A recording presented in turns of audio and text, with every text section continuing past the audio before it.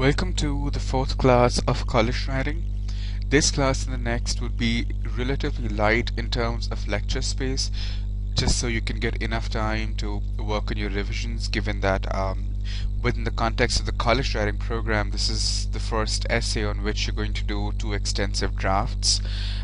We just want to make sure you get enough time for those drafts. So this class and the next, in terms of lecture space, there'd be light, there'd be no other homework. The focus would be mainly on self-revision strategies in this class, and the next class we will look at grammar principles.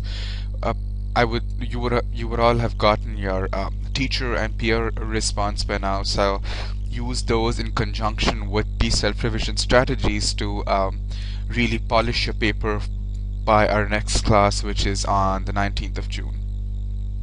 So I'd like to start off by looking briefly at the grading philosophy, and then we'll go into some tips to keep in mind in terms of self-reflection, and then a self-revision exercise to the end.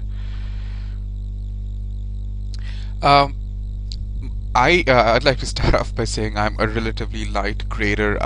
Last semester I had close to 10 out of 15 students in my class getting an A grade, which is one of the highest averages in class. So for me, one thing that I really look for is not necessarily great writing, but to see if you've been able to use the material in class to improve as a writer. So if I see a sharp or a relatively good improvement in your writing between your first and your final draft, that to me is straight away like a very high grade. So 60% of your score would come in from your essay, 20% of the score would come in from your reading responses, which is your responses to Story of the Woods and your response to My Metaphor Weighs Tons, and the remaining 20 come from your generative and reflective writing too. So your response to the objective and subjective description of the objects, your response to the movie clip, and now the reflective writing exercise that you will do together will give your other 20 marks. Moving on, self-revision strategies. Read like a new reader and don't read like a writer of your own material. So do not read your essay when you're revising your essay. Even before you look at your peer and your teacher feedback, I would suggest read your essay, and read it not like you've written the essay, but read it in a way that the essay has been given to you by someone else. So it's an essay written by some XYZ and not by you, because that's the best way to critique an essay. Put it aside at least for a few days if you're so for instance, do not look, if you're going to do your self-revision, say on this Sunday, between this Friday today and Sunday, do not look at your essay at all. And always read your essay out loud. Do not read it out in your mind, because you look at things which you would not have noticed if you read your essay out loud. Look for the overall goal of the paper. So this is a personal essay. Unit 1 essay is a personal essay. Does it read like a strong personal essay? And I've sent you out the prompt for Unit 1, the Unit 1 essay. Are all the goals mentioned in that prompt satisfied by your paper? What is the overall focus and organization? If you rearrange certain paragraphs, say if you put the third paragraph second, does it flow differently? Does it increase the focus of your essay? So play around with the structure a little bit. What are the key points? Say for instance, if your essay is about, like in the Story of the Woods, if your essay is about a specific place that has influenced you, that has played an important role in your life, have you spoken about the place in sufficient detail? Your audience is going to be a personal audience. It's assumed that somebody, it's going to be a classroom and maybe a family and extended family. Is this sufficient information for people within this audience to know your essay? So for instance, I may not have any information about the object that you're describing in your essay, so have you given enough context to show why that object is important? Show don't tell is a principle which any writing class will tell you about. So if you want to say this elephant is beautiful, don't just say it's beautiful, describe why it's beautiful. Talk in terms of how it's made of white marble, talk in terms of how there are pearls stuck onto its back. So that automatically creates a picture of a beautiful object for me, rather than you telling me that the object is beautiful.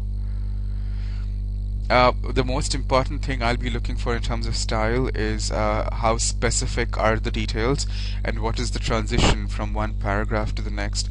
So instead of just saying elephant, if you say marble elephant and given all those details, that's specificity, and it's a clear transition. So if you're talking from the marble elephant and then you're talking about the role that the marble elephant plays in your life and why it stands for certain family values in your life, the transition from the object to the role of the object in your life should be very neat, so it shouldn't be very abrupt.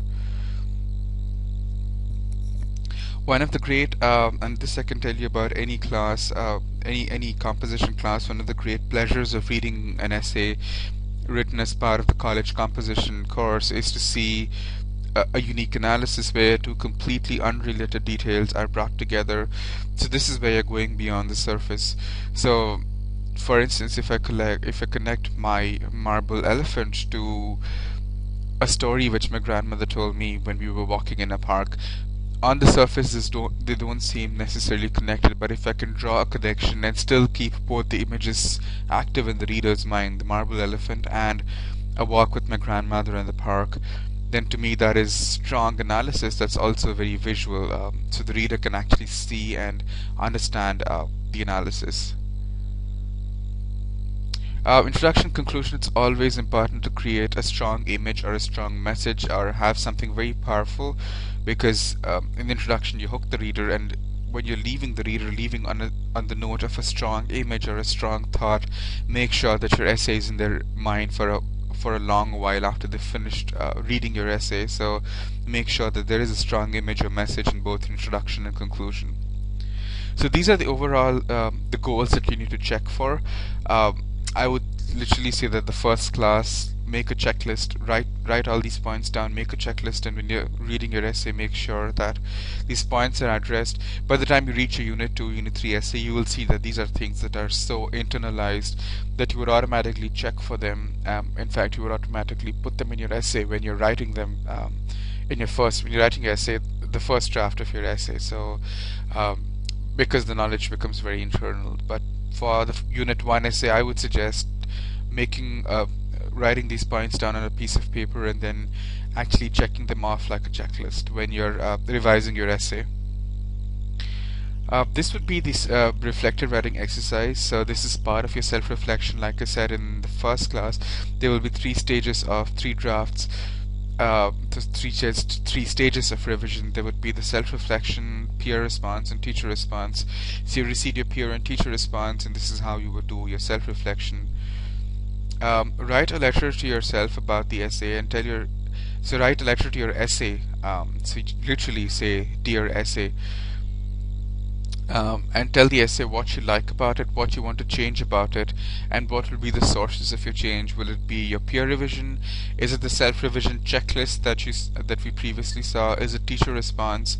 If you feel like maybe grammatically it's not strong, maybe you look at the Penguin Handbook and make some changes. Is it something else? Maybe you show the essay to a friend and their feedback is important to you. So what are the sources? So if you do not like something in the essay, specifically be specific about what you do not like, and talk about what is the source that made you aware of the fact that you want to change something in the essay, and where will you get the ideas from your change for making these changes. So be very specific and link specific edits you want to make in your essay directly to the source that made you decide that you want to make the edit. So if you felt there was more specificity needed and that came from your peer response, then mention that and mention how you're going to resolve that. So that's the end of this class, a fairly small class like I mentioned. But if you have any questions, feel free to email me, and the reflective writing, this letter will go in your Google Doc right under your peer response. Thank you.